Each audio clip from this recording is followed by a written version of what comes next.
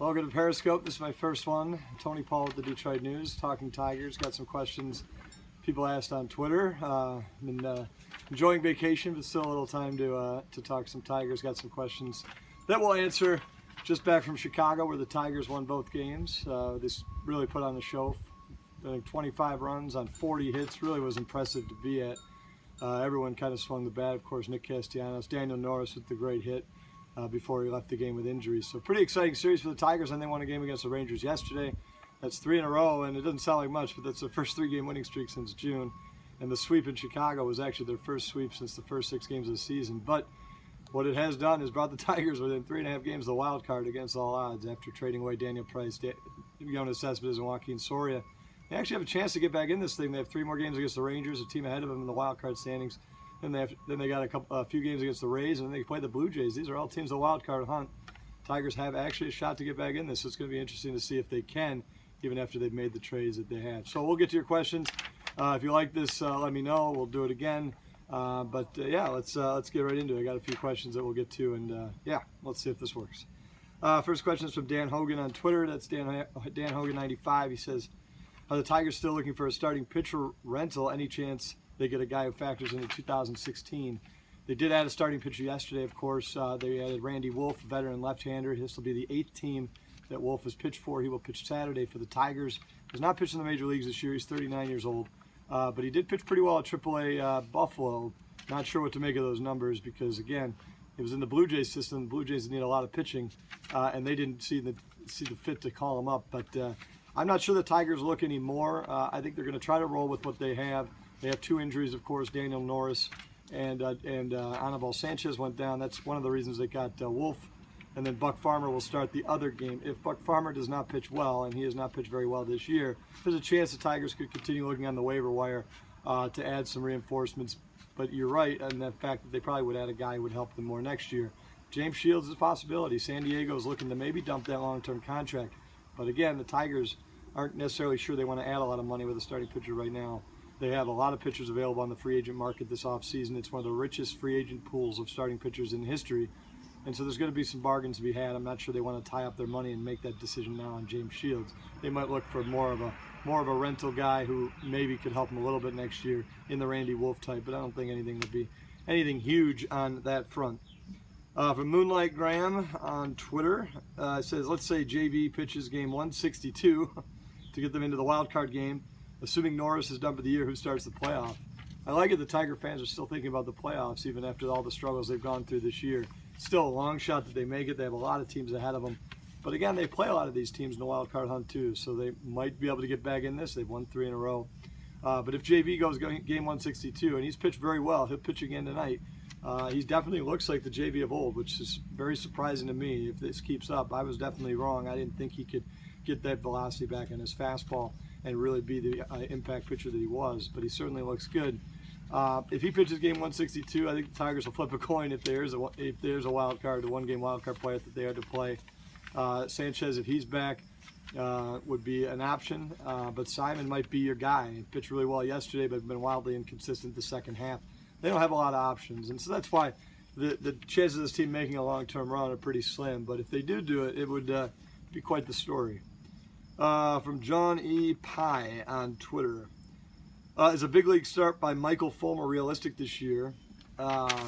Michael Fulmer is a popular topic for the Tigers. He got traded to the Tigers from the Mets in the Jonas Cespedes deal. He's a right-handed pitcher. He's a AA right now. A lot of people thought he might come up with the Norris injury, but that was never really realistic. Talked to people in the Tiger organization that he was never really on the table. He was discussed slightly once the Anibal Sanchez injury happened, but the Tigers preferred a waiver pickup. That's why they went and got Randy Wolf. So I don't think that Michael Fulmer is a guy that's going to really help this team this year. He's in AA. You know, the minor league season's almost over. I guess he's a candidate for a call-up in September. But this is a guy with a lot of knee injuries, and they're not going to be wanting to really push the limits with him. I think they're going to want to be careful with him because they do see him as a guy who could step in next spring and maybe earn a spot in this rotation or even in the bullpen. So I don't see him making an impact this year. A question from Tom Nielsen on Twitter. With the team seemingly hitting better once Cabrera has returned, is he more of a leader than we thought?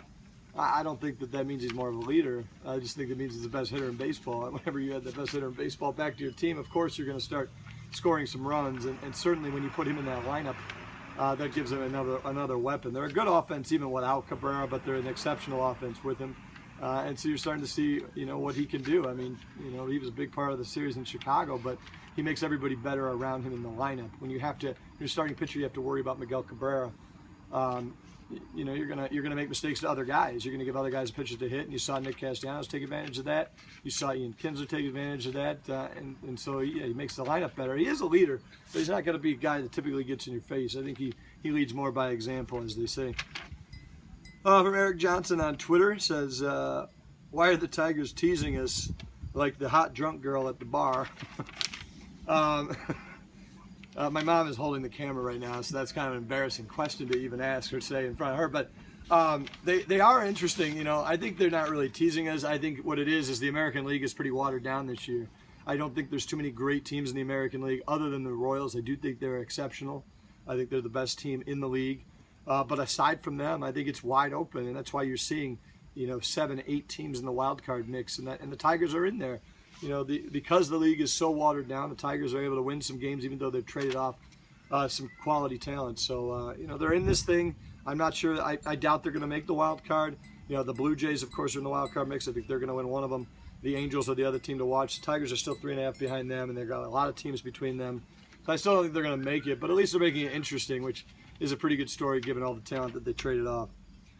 From Grant DeSetto on Twitter, does the decimation of the rotation in the past 2 days destroy any chance of a playoff appearance? Again, I don't think they had a whole lot of chance to make the playoffs, but it certainly gets a lot tougher without Daniel Norris and without Anibal Sanchez, at least for the foreseeable future, probably at least 3 weeks for Norris, maybe the whole season. And Sanchez could be just as long. So I don't think it really factors into it. I think it makes it tougher, but it was always going to be a tough road to make the playoffs. I like that you're still thinking about the playoffs, though. I think that's impressive. And it shows you the great pieces that the Tigers picked up in these trades. From Garrett Elliott on Twitter, he's got another Michael Fulmer question. Any idea why the Tigers haven't moved Fulmer to AAA? If they view him as a rotation candidate for 2016, or do they not?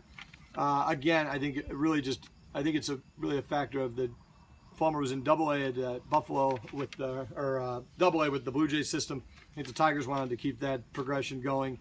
And they don't see the fit to rush him up because, again, you never want to rush young guys because you worry about the arms, but especially a guy who's had injury issues with the knees, they're not going to really rush him. He's got a chance to be a September call-up, but even if he is a September call-up, I don't think he'll pitch too much. I do think he's a strong candidate to be either in the rotation or the bullpen in 2016.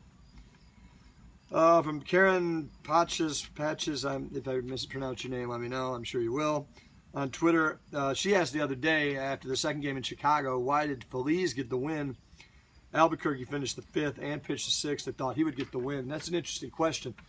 Because Norris went out before the 5th inning, he left with 1 out in the 5th inning because of the injury. If the starting pitcher doesn't go 5, obviously they don't qualify for the win. At that point, if the team is winning and they go on to keep the lead the whole game and win the game, then it's really up to the official scorer which pitcher he wants to give the win to, and he gave it to Feliz, who finished the game. I didn't agree with the decision. I didn't think Feliz pitched all that well. But then again, neither did any of the other Tiger relievers that came in pitch all that well. Albuquerque probably would have been the guy, but I think actually it speaks to maybe making a rule change in baseball where even if the starting pitcher goes out with an injury, if the starting pitcher goes out before the 5th inning, if they pitch well enough to be considered for the win, I think they should be able to get the win. I think Norris was the guy who pitched best for the Tigers, probably should have got the win. So that's a rule question.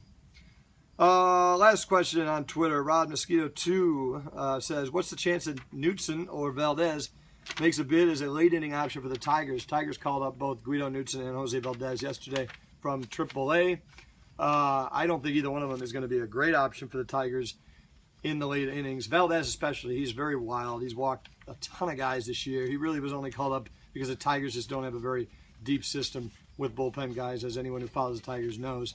But I don't think that he's a guy that's going to be an option. I think Guido Newton's interesting. He closed for Toledo this year. Really wasn't on the radar this spring, but pitched very well down there. Had a whip of about 1-2. Saved a bunch of games for Toledo. Pitched well and earned his way on this team. I think he could end up being an Albuquerque type down the road. A guy middle innings could get you an inning here and 2 innings, and pitch pretty well. So he'll be interesting to watch. Tigers have a lot of young pitchers that are going to be interesting to watch the last month and a half of the season.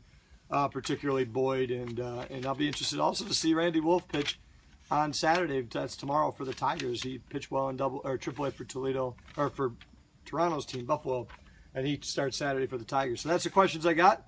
I hope you enjoyed it. I hope I answered your questions. We'll do it again. Maybe do this on a Friday before games. Again, Tigers going for their 4th win tonight against the Rangers. Justin Verlander's on the mound. Be interesting to see how he does after he pitched so well last time out. So that's all I got. Tony Paul from the Detroit News on Periscope, and thanks for watching.